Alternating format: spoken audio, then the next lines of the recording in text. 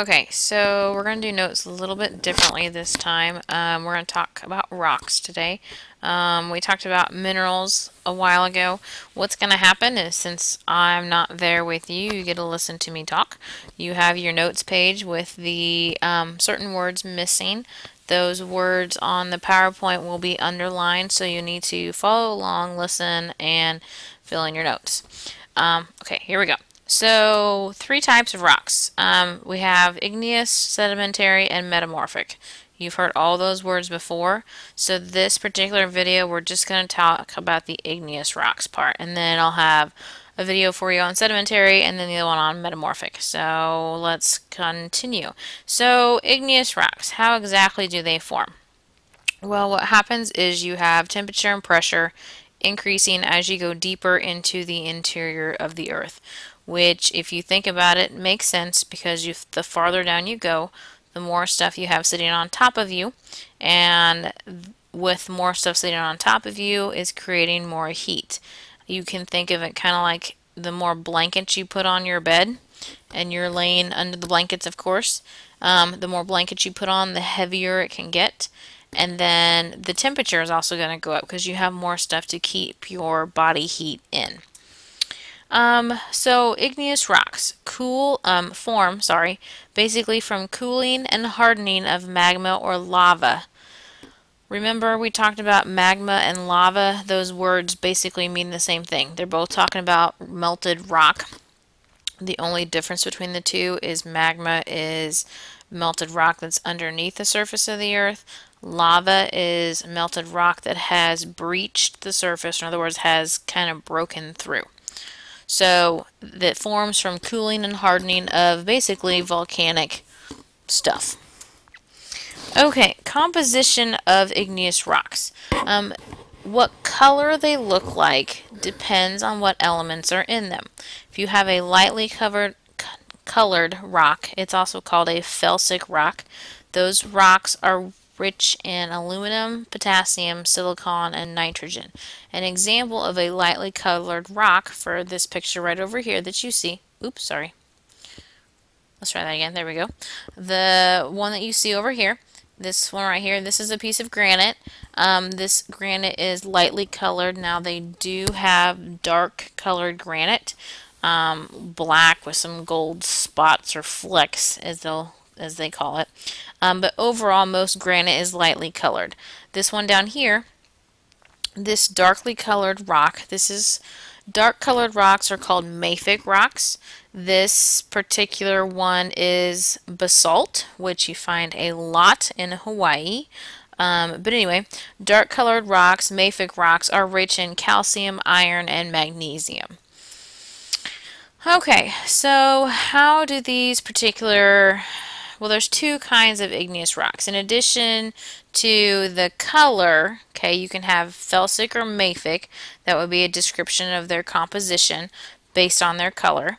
But there's also two types of igneous rocks. There's extrusive igneous rock and intrusive igneous rock.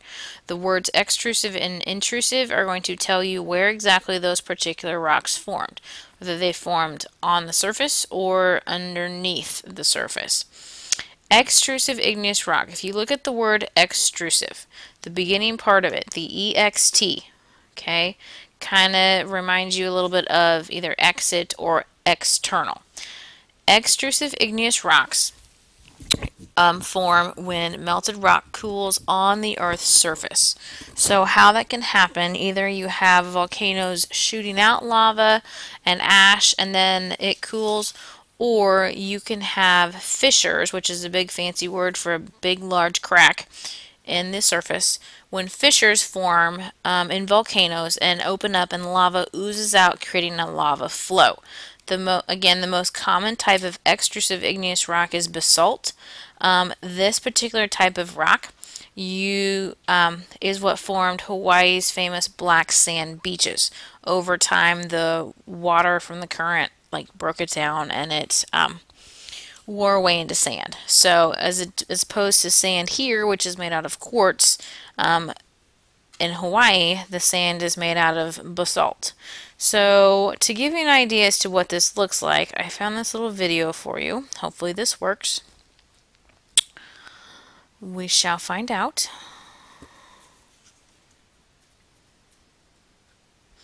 Okay, so here's this video I found for you guys. It's kind of cool. So this is a video of Mount Kilauea, which is in Hawaii. It's the most active volcano on the planet. I think so. At least it was for a while. So you're going to hear some music with this. Very intense.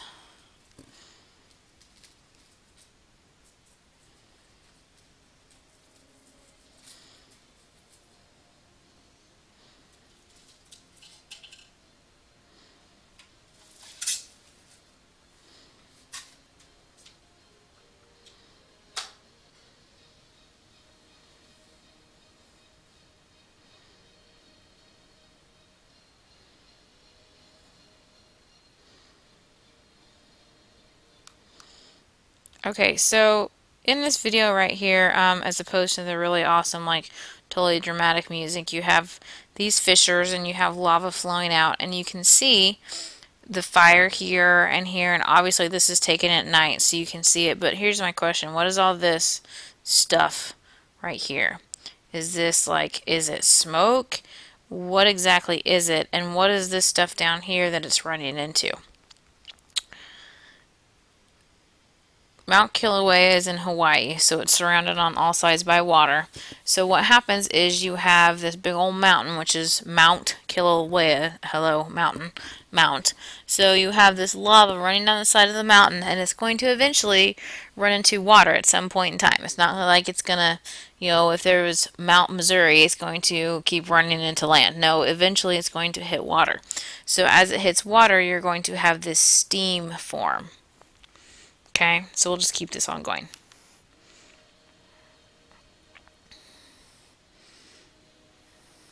You can see the lava flowing right here.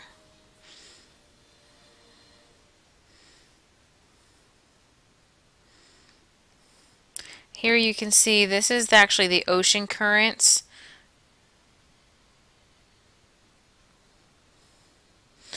And this mountain is really, really high up, so they get really awesome pictures of the stars. In fact, there's a observatory. It's in Hawaii, and it's, I can't remember what it's called, but I think it's one of the first places to see the daylight. But anyway, so what you see right now is these are, oops, sorry. There we go. Let's try this again. You see where the ocean, it's probably low tide right now, so the ocean had ran up against this lava and is slowly cooling it off. So, there's that. I thought that was pretty cool. So, let's go. Okay, so texture and cooling. Okay, so what you saw with the Kilauea video, you had super fast cooling. Extrusive rocks on the surface, they're going to be exposed to either cooler air or water. So they form no grains, and when we're talking about grains, we're talking about crystals. Okay, you may have some really, really small crystals, but usually not. This black picture right here, this is obsidian, which is, it looks like black glass. It's also incredibly sharp. But you can also have, instead of forming that super shiny glass sort of stuff, you can have lava being like shot up into the air, and what can happen is it cools so fast that it traps air inside of it, forming rocks with lots of holes in it. Like in Iceland, I think it was a couple years ago, the volcano blew up, and it had, well, that was a pyroclastic eruption, which is like lots and lots of ash and soot and stuff like that. But you can also have lava being shot up into the air, and as it gets shot way up high, it cools off really fast, which is going to give you a rock that looks like this white one down here below. And since there's so much air in it, there's a lot of holes, and it's really, really light. So what they will do with this is certain companies will take these pumice rocks, and they will grind them up and put them into soap, and they will use this soap for like mechanics at car shops, or I mean, you can buy it at Walmart. It's usually like in an orange bottle, It has a lot of citrus smell to it for the citrus oil, and it helps to break down the grease and grime and stuff like that. Okay, there is a little saying to help you remember which one, if it's extrusive or intrusive, does or does not have crystals. This particular one says cools fast, crystals won't last. Okay, oops, sorry. So intrusive igneous rocks form whenever your melted rock cools below the surface, like it's internal. This prefix, okay, or the not really the prefix, but the beginning part cools below the surface.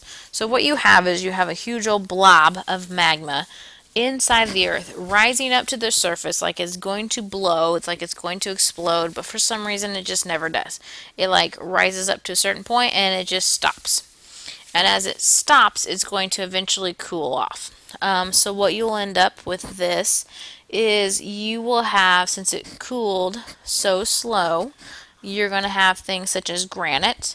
And in granite you have small pieces of quartz, which is the crystal looking parts that makes it look nice and shiny and really pretty.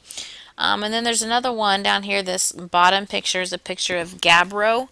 Gabbro, it does not have quartz in it, so it's not going to have the crystals, but it does look like it has like a dusting of glitter to it. Okay, so since this stuff never reaches the surface, it never reaches either cooler air or water to cool it down quickly. So you have millions of years for this stuff to form. As a result, you're going to have crystals forming, and they're usually dark colored rocks. The saying for this one, if you see crystals, okay, it's crystals cool slow, so crystals grow.